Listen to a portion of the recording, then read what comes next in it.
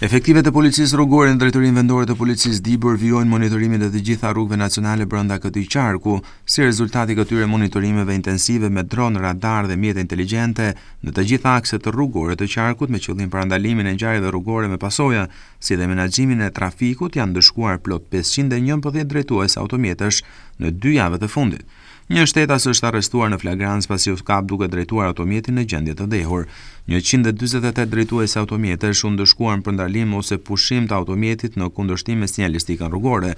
156 drejtues mjetësh për parakalime të gabuara, 28 drejtues mjetësh për qarkullim me shpejtësi mbi normat e lejuara, 4 drejtues motomjetësh për mosvendosjen e kaskës së mbrojtëse, 15 drejtues automjetësh për mosvendosjen e rripit të sigurimit, 5 drejtues mjetësh për drejtim të mjetit nën efektin e alkoolit, 6 drejtues mjetësh për xhamat të errët të pa homologuar dhe pa dokumentacionin përkatës dhe 149 drejtues mjetësh për shkeljet të tjera të kodit rrugor. Policia rrugore e Dibrës apelon për të gjithë drejtuesit e mjeteve që të respektojnë rregullat e qarkullimit rrugor dhe të tregojnë kujdes maksimal, pasi çdo shkelje mund të rrezikojë jetën e tyre dhe të përdoruesve të tjerë të rrugës, duke theksuar se do të jetë gjithkohën në terren për të monitoruar zbatimin e kodit rrugor.